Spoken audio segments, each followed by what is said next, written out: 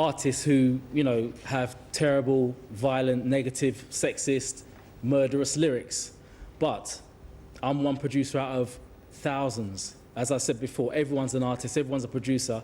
And, you know, if we're talking about the average 17-year-old producer who has access to making music and doesn't have a very good education, there's no way of policing what kind of music he's going to make.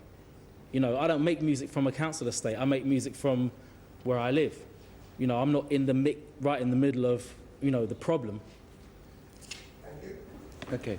Can I just say one of the things that we are seeing in terms of the content of the video in respect of violence is that we are slowly getting more videos, more songs that actually say, I used to be into this, I used to do the drugs, I used to hang around in gangs, but now I'm into my music.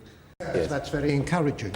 Sorry, just one last thing. If you could pick a negative line from most songs, not just rap songs, but you have to listen to the whole song, listen to the context of which it was written, and then also find out the person who wrote it, you know, why they wrote it.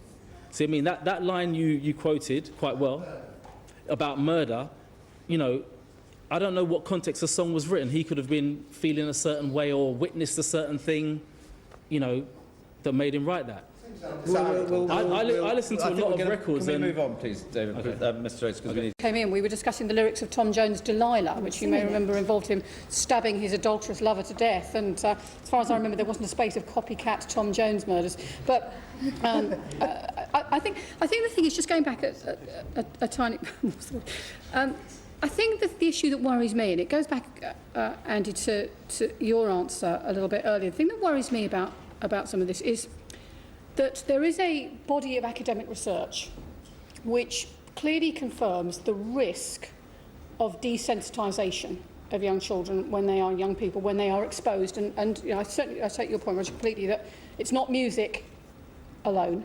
It's, you know, it can be the whole culture, exposure to, you know, pornographic movies, horror / movies, all of that culture. And music has got an element of that.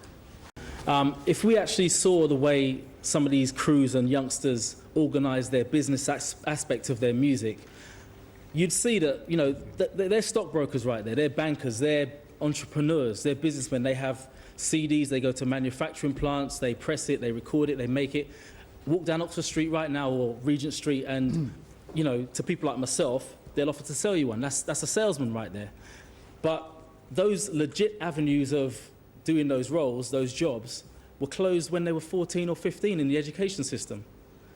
They've come out the other end and now they're doing it their way. All of that is true, and I think that there is no question that music, in that broader context of the creative arts, is one of the best things that can happen to young people, and it gives all kinds of outlets. I'm still not sure that gets people off the hook, and I don't mean Radio 1 or, you know, but just the constant exposure to aggressive, sexist music. Not saying that, you know, you're playing it in your programmes, but do you think there is a risk that constant exposure can be part of a desensitising of young people to, you know, to the implications of it? The thing is that their lives are constantly exposed to those same risks, so therefore they're desensitised before they even put the CD in the player. Can I just follow that point? I mean, another young man's tragically lost his life in Streatham. Yeah. You would accept that, whether they're broadcast or not, there are a lot of lyrics around which take the view that the way to respond to violence is violence. Isn't there a problem, even if it does stem from people's lives, in promoting the view that the rational response to the murder of a young man in Streatham is to kill another young man? At no point have I denied over the last 10 years, the escalation of these deaths. Now, surely the music isn't neutral in that. It's not just talking about what's going on as no, at no point have I denied the music's effect. And obviously Saturday night was an extreme example. But Saturday night in London was no different to Saturday night in Southampton, where a chav got murdered for nothing. It's no different. Anywhere you have disenfranchised youths running around the streets with nothing to do, no money, you're going to have these same problems. It happens in black communities in the black areas. It happens in white communities in, you know, Grimsby or Hull or wherever. I've been around the country, I know. So therefore, to point the finger at just one thing, you know, like I said before, music is a small thing compared to Hollywood, video games, you know, internet. Well, it's not, is it? Because although it is proportionately, I think you are all saying, you're actually arguing against that contention, because what you're all saying is how important music is to the expression and identity of young urban kids. So I'm not sure that you can have both arguments. Music has created an infrastructure for them to have hope to be somebody. Yeah. And also it engages them on a daily level. Right now in studios all across the UK, there are young youths with tape machines and digital machines trying to make something of their lives. Now, if you open up other avenues for them to make something of their lives, more of them will come away from music and they'll start doing other things. They'll become film people and doctors and lawyers and all these other avenues. But as I said, because of our failings as adults within education first and foremost, most of them, by the time they get to 12 or 13, they feel that they can't do anything else. Are you really saying that?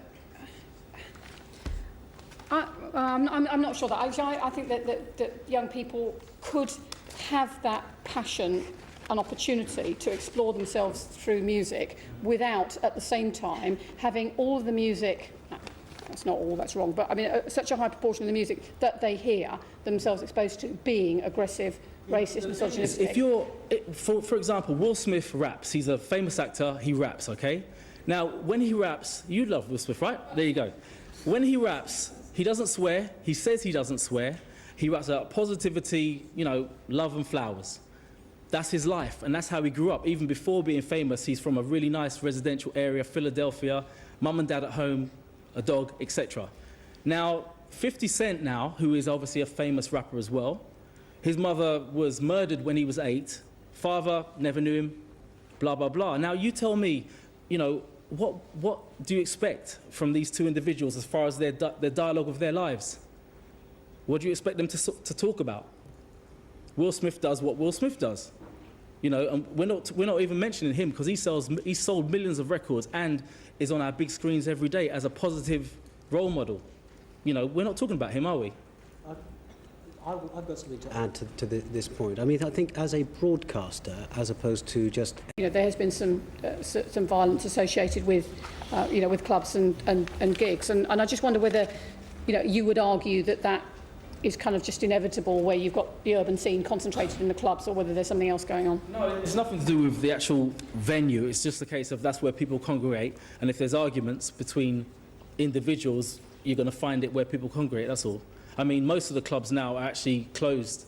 You know, there are not many clubs anymore, because I've been DJing a long time, and I remember 5 years ago, there were urban clubs everywhere across the UK. Most clubs now, because of the way, you know, the community's gone, have actually closed down. And I'm fine with that, because if I don't want to see anyone get hurt, someone got murdered in a club I was actually playing in before, on the south coast in Bournemouth. So I'm glad that they're shut, even though it's affected my work, you know? I mean, I think there is something also